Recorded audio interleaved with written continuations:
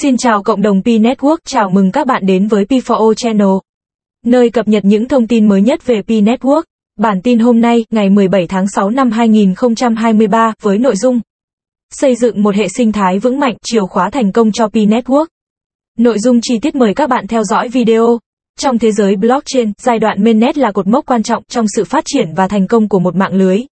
Mainnet là giai đoạn mạng blockchain chính thức ra mắt và bắt đầu hoạt động độc lập.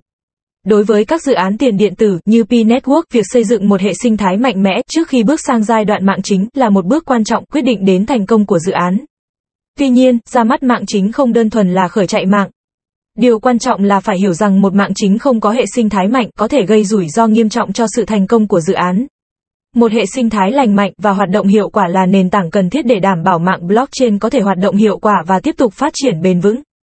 Bằng cách hiểu tầm quan trọng của một hệ sinh thái trong mạng chính Pi Network, chúng ta có thể hiểu rõ hơn về các bước cần thực hiện để xây dựng một hệ sinh thái bền vững. Trong video này, chúng ta sẽ khám phá vai trò của hệ sinh thái đối với sự thành công của mạng chính và tại sao nó lại là một yếu tố quan trọng cho sự thành công của Pi Network. Mainnet là giai đoạn quan trọng nhất trong quá trình phát triển mạng blockchain, là bước mà mạng thực sự hoạt động độc lập. Tại thời điểm này, giao dịch thực tế diễn ra và mạng phải đối mặt với những thách thức như bảo mật, khả năng mở rộng và khả năng tăng trưởng. Do đó, việc có một hệ sinh thái mạnh mẽ trước khi bước vào giai đoạn mạng chính là rất quan trọng đối với sự thành công của Pi Network. Nếu không có hệ sinh thái phù hợp, mạng chính của Pi Network có thể gây ra rủi ro bảo mật đáng kể. Mạng chuỗi khối thành công yêu cầu sự tham gia rộng rãi từ các nút xác thực giao dịch và giữ an toàn cho mạng. Trong các hệ sinh thái yếu kém, khả năng xảy ra các cuộc tấn công hoặc thao túng mạng trở nên cao hơn, đe dọa tính toàn vẹn và niềm tin vào hệ thống. Một hệ sinh thái mạnh mẽ cũng rất quan trọng để đạt được tính thanh khoản tốt đối với tài sản tiền điện tử trên mạng. Thanh khoản đề cập đến sự sẵn có của tài sản được mua hoặc bán trên thị trường. Với một hệ sinh thái năng động và đa dạng, sẽ có nhiều tác nhân sẵn sàng mua và bán tài sản hơn, do đó làm tăng tính thanh khoản. Tuy nhiên, trong một mạng chính không có hệ sinh thái mạnh mẽ, tính thanh khoản của tài sản có thể bị hạn chế, làm giảm sức hấp dẫn và tiềm năng phát triển của mạng. Một hệ sinh thái khỏe mạnh, hoạt động hiệu quả sẽ thúc đẩy sự phát triển và đổi mới trong mạng lưới. Với sự tham gia tích cực của người dùng, nhà phát triển và đối tác hệ sinh thái, các dự án, ứng dụng và dịch vụ mới có thể được phát triển, mang lại giá trị gia tăng cho người dùng và tăng sức hấp dẫn của mạng. Nếu không có một hệ sinh thái mạnh mẽ, việc thiếu sự đổi mới và tăng trưởng có thể cản trở sự phát triển lâu dài của mạng lưới. Trước nguy cơ mạng chính không có hệ sinh thái mạnh mẽ, điều quan trọng đối với Pi Network và các dự án chuỗi khối khác là phải ưu tiên xây dựng một hệ sinh thái lành mạnh ngay từ đầu. Khi làm như vậy, họ có thể giảm thiểu rủi ro bảo mật, đảm bảo đủ thanh khoản cho tài sản và thúc đẩy tăng trưởng bền vững trong dài hạn. Một hệ sinh thái mạnh mẽ trong mạng chính của Pi Network đóng một vai trò quan trọng trong việc tăng cường an ninh mạng. Với sự tham gia rộng rãi của các nút xác thực giao dịch, nguy cơ bị tấn công hoặc thao túng mạng có thể giảm đáng kể. Càng nhiều người tham gia, các tác nhân phá hoại càng khó kiểm soát mạng hoặc xâm phạm tính toàn vẹn của mạng. Tính năng bảo mật nâng cao này mang lại sự tự tin cho người dùng và củng cố nền tảng của mạng. Hệ sinh thái mạnh mẽ cũng có tác động tích cực đến tính thanh khoản của tài sản trong Pi Network. Với sự tham gia tích cực của người dùng, sẽ có nhiều tác nhân sẵn sàng mua và bán tài sản tiền điện tử hơn trong hệ sinh thái. Tính thanh khoản tốt mang đến cho người dùng sự linh hoạt trong giao dịch tài sản của họ, tạo điều kiện thuận lợi cho khả năng tiếp cận và tăng tính hấp dẫn của mạng. Tính thanh khoản cao cũng có khả năng thúc đẩy việc áp dụng rộng rãi hơn và tăng trưởng hệ sinh thái tổng thể. Với sự tham gia rộng rãi của người dùng, nhà phát triển và đối tác hệ sinh thái, sẽ có cơ hội cho những cải tiến mới, phát triển ứng dụng và dịch vụ tốt hơn. Các nhà phát triển có thể tận dụng sự đa dạng của tài nguyên và chuyên môn trong hệ sinh thái để tạo ra các giải pháp mới giúp tăng giá trị cho người dùng. Sự phát triển liên tục của hệ sinh thái tạo ra một môi trường năng động, thu hút nhiều người dùng hơn và củng cố vị trí của Pi Network trong ngành công nghiệp blockchain. Xây dựng hệ sinh thái mạnh mẽ, giá trị mạng của Pi Network có thể tăng lên đáng kể. Sự tham gia rộng rãi, tính thanh khoản tài sản tốt và sự phát triển bền vững của hệ sinh thái góp phần làm tăng giá trị của tài sản tiền điện tử trong mạng. Giá trị của mạng càng lớn thì càng hấp dẫn đối với các nhà đầu tư, người dùng và đối tác tiềm năng. Tăng giá trị mạng cũng giúp tăng cường tính bền vững của mạng và duy trì sức hấp dẫn lâu dài. Pi Network hiểu tầm quan trọng của sự tham gia tích cực của người dùng trong việc xây dựng một hệ sinh thái vững mạnh. Họ đã áp dụng một cách tiếp cận độc đáo bằng cách cung cấp cho người dùng cơ hội kiếm Pi thông qua khai thác thông qua ứng dụng di động.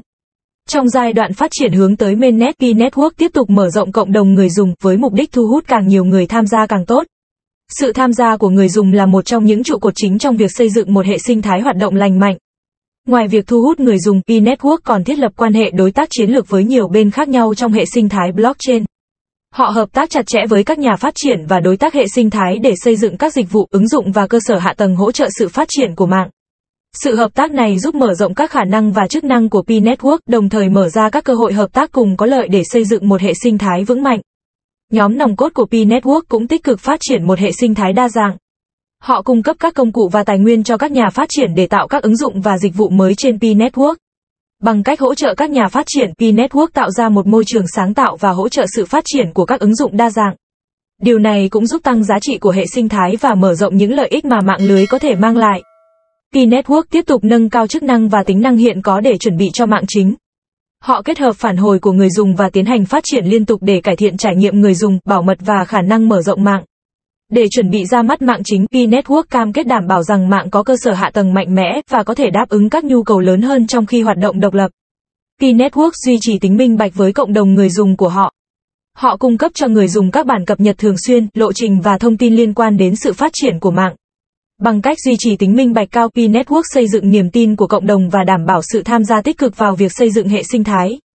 Một trong những thách thức chính trong việc xây dựng một hệ sinh thái mạnh mẽ là đạt được sự chấp nhận rộng rãi và tăng trưởng bền vững.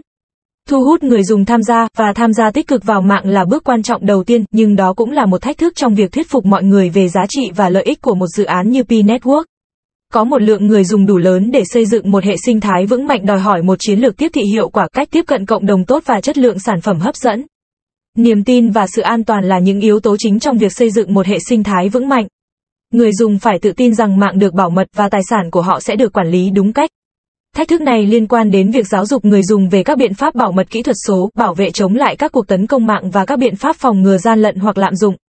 Ngoài ra, cần có những nỗ lực liên tục để cải thiện an ninh mạng và chống lại các mối đe dọa tiềm ẩn có thể phá vỡ hệ sinh thái. Đạt được thanh khoản tốt trong hệ sinh thái là một thách thức khác.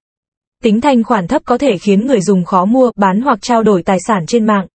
Để xây dựng một hệ sinh thái vững mạnh, điều quan trọng là phải có một thị trường hoạt động với khối lượng giao dịch đủ lớn. Điều này đòi hỏi phải làm việc với các đối tác trao đổi tiền điện tử, đảm bảo thanh khoản cao trong hệ sinh thái. Xây dựng một hệ sinh thái bền vững là một thách thức lâu dài. Điều này liên quan đến việc tạo ra các ưu đãi phù hợp cho những người tham gia mạng, nuôi dưỡng sự tăng trưởng cân bằng và phát triển các cơ chế cho phép áp dụng đại trà. Tính bền vững của hệ sinh thái cũng liên quan đến quản lý cộng đồng tốt, lập kế hoạch chiến lược và thích ứng với những thay đổi của thị trường và công nghệ.